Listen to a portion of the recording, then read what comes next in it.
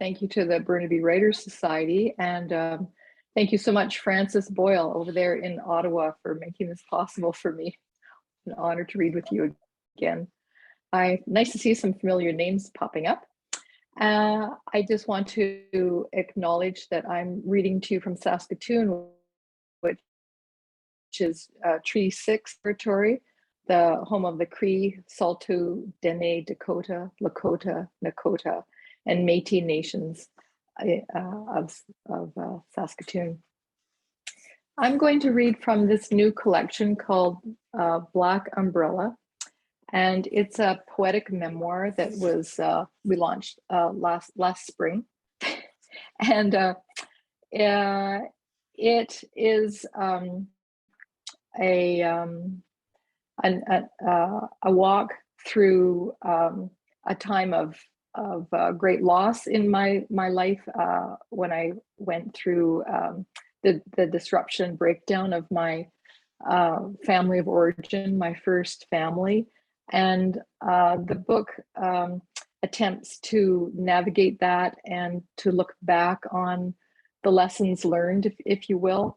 And I ask questions throughout, as I do have done all my life, with respect to how to live a life, especially when primary role models are not positive role models.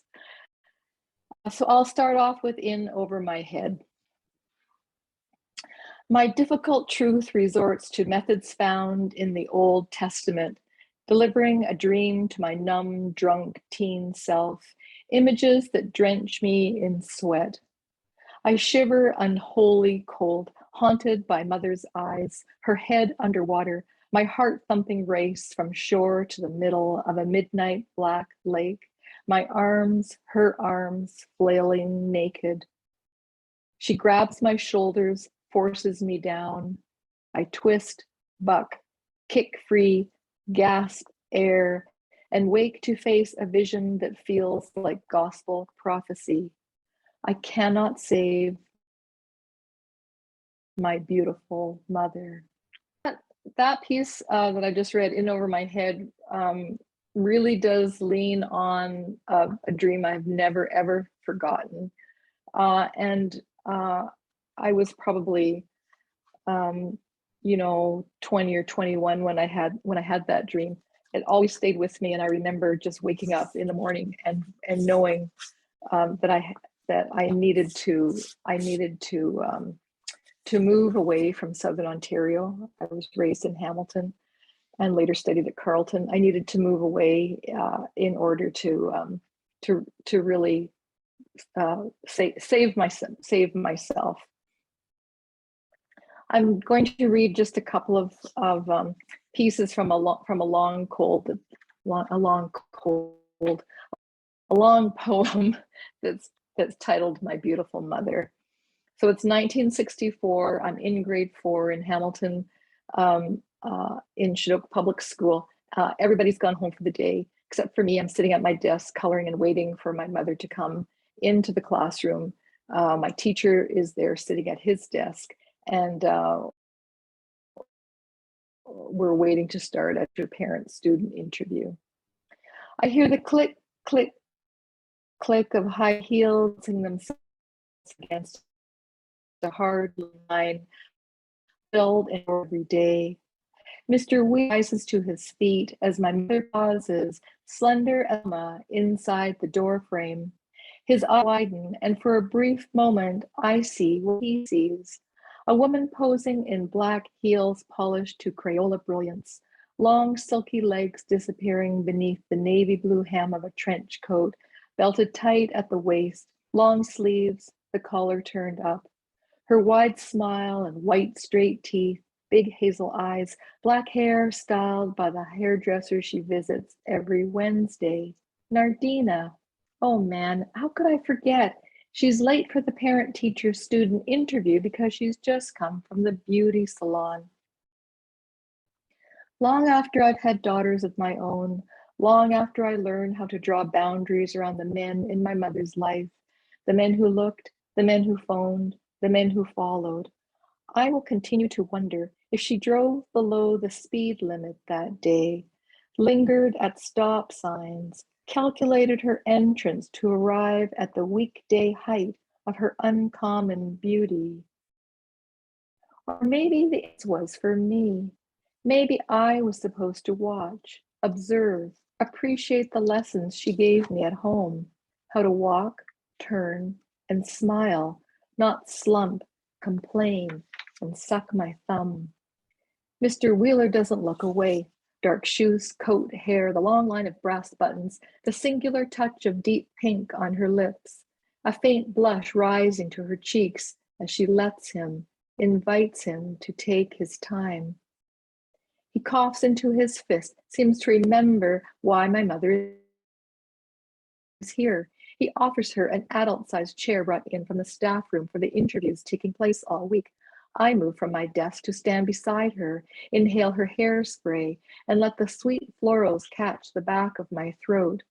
I edge closer, my nose a breath away from the side of her powdered face. She's mine. She belongs to me, little sister, and our father. I hear what I know. I'm a polite girl who achieves good grades, excels at reading, spelling, punctuation. I participate in class. I'm kind and respectful and punctual. And something else. Mr. Wheeler suggests I need help with long division, but his words fly fast, like the numbers I can't hold in my head. He rolls a pen between his fingers, his eyes grading my mother. A for long legs, A+ for pointed breasts, A++ for the pulse at the base of her throat, her full lips, her bright eyes as she accepts the pen he offers. I try to insert myself as the subject of today's meeting, but they've moved to a place I can't reach. And worse, I've lost her scent to something animal, something not my mother, her pupils glowing inky black as the signature she scratches on the back of my report card. The heart wants. I am 19 when I meet him, 29 when I finally agree he's right. What kind of man waits a decade for a woman? I don't know. Wait, that's a lie. The better question is this: what took me so long? I was more rabbit than girl in those days. Small game, sensing danger, twitches its ears and sniffs the air, bolts. My knack for survival born of a mother who assumed I'd fall for the same trap.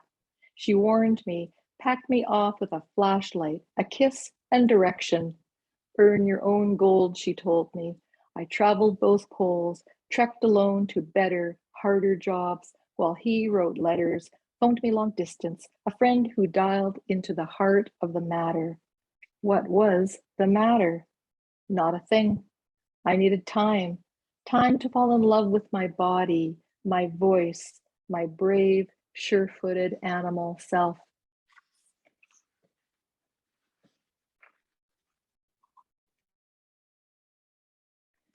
I also like following that poem with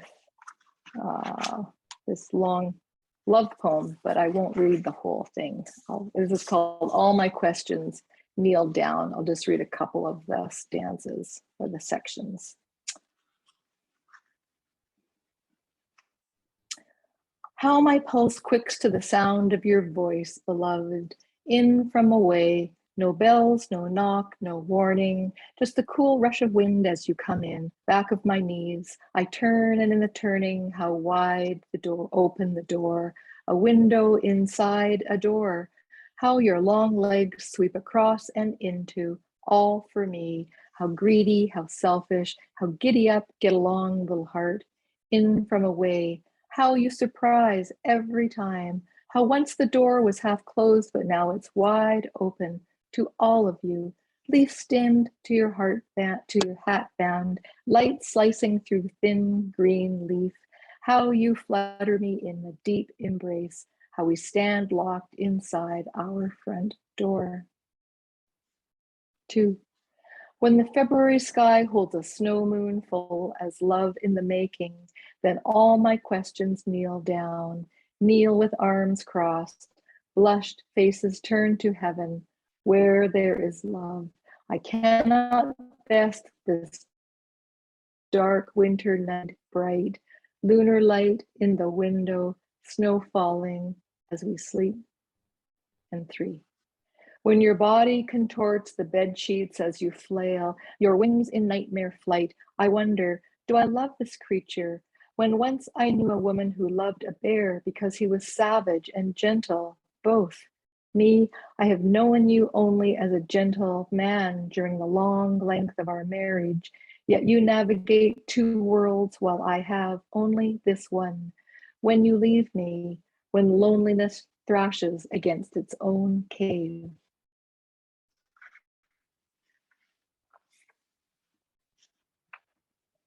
Now, Francis and I had some fun lining up our selections for you because we've read together a couple of times now. We've traded books, and you'll soon hear Francis read from Open Work in Limestone. And when I finally had the great joy of sitting down with her collection, I knew for certain that we were really having a good time exploring similar themes.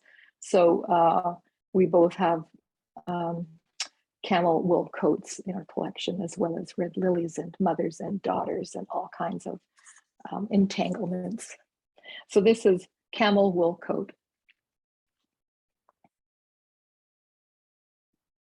Today, I want to pick up the phone and dial, hear the click of connection tunnel my ear. How fast the time, how slow. Your camel wool coat still hangs in my closet. A Friday, late afternoon at home. Remember?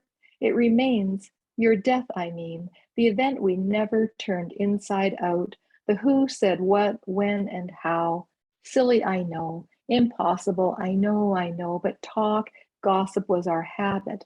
Letters, your move to email, and best of all, eye to eye over a cup of coffee after a day spent shopping for fabric to replace the thin brown lining of your coat. Pockets of conversation, fully dressed events discussed like seamstresses hunched over their machines. So much stillness now. My phone sits in its cradle, lost as a dropped glove. Yet I answer the silence, speak the questions you ask down the line. Yes, you looked like you had fallen asleep in the reading chair, hair freshly washed, colored chestnut, jeans clean, pressed, your blue sweater unwrinkled as your powdered chin. How long? I sat with you until night fell, and 2 men in black suits arrived from the funeral home. Together we draped a white sheet, moved your body to a stretcher, and then I walked. I walked at your side to the front door and out to the driveway where a long black car sat idling. But you didn't speak last-minute instructions, didn't tell me when I'd see you next, didn't wave as I stood on the concrete steps, not knowing what to do with my hands or my feet or my mouth as the red taillights signaled through the darkness, blinked a right turn, and you were gone. Okay, so so Francis and I also have great fondness for the late great painter Mary Pratt, and I have a piece called Still Life Inside the Domestic Triangle that I wrote after attending one of her exhibitions in Regina, it was actually, and then reading everything I could about her. I'll just read these sections from this longer piece. I returned to the exhibition a 3rd time and studied the bed, empty, unmade, sheets cooling. I recall another woman in bed with a married man, the oldest trope in the world. He wakes and thinks about his wife. He steps into the bath. The woman's with her eyes closed, her shoulders bare. Hears the sound of a man rearranging his life while shaving. He cut his chin. Girl in glitz, infidelity suggested by angle, slope, curve, waist, hip, thigh. It is difficult to paint a person if that person is looking out of the painting. 4. Why did he choose his wife instead of his lover? I will always wonder.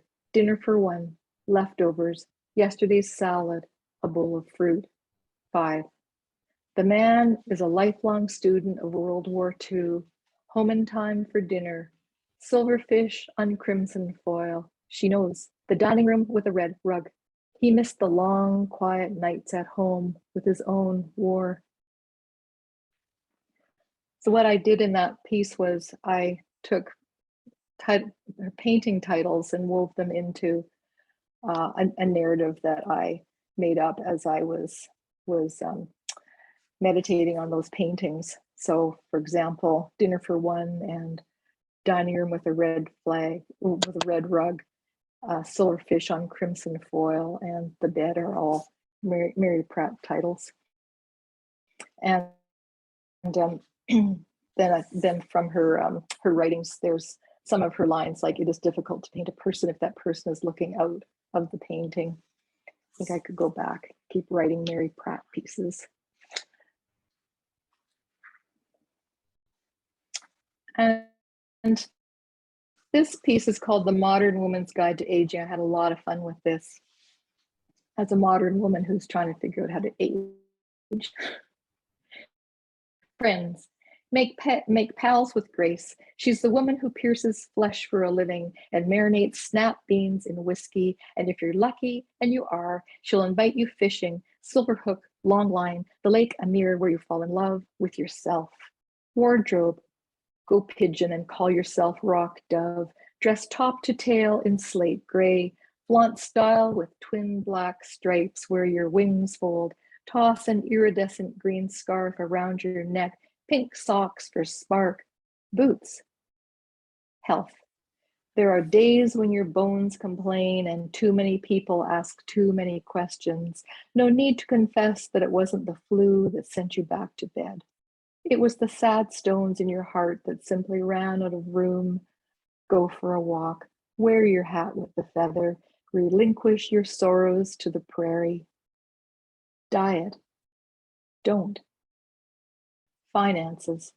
Every wrinkle, every gray hair, every soft fold, every double chin, every varicose vein, every bunion, every mole, every dry knuckle, every capped tooth, every back pain, every migraine speaks in honor of your rich life.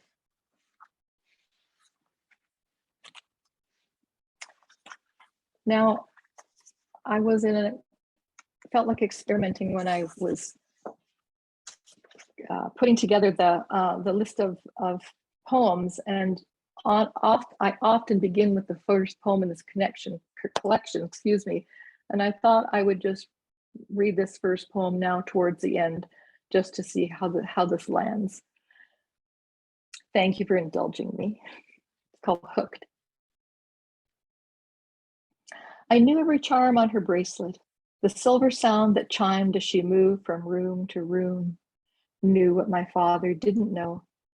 Knew the link between the tiny telephone dangling from her wrist and the one fixed to the kitchen wall. It rang once every night after dinner.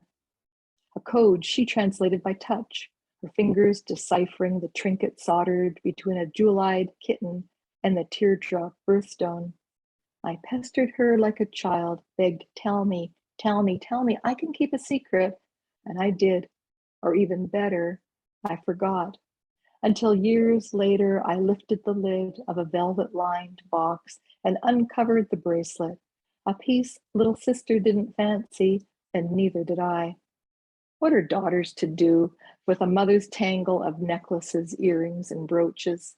We sorted, donated, kept an occasional piece to wear on occasion, fasten a silver chain to the underside of a veined wrist, listen to her charms, the way I pretended a stranger dialed the same wrong number night after night. I'm going to just stop there. That was a lot for everybody to take in. Thank you so much. I can feel your energy. I really appreciate it. Thank you.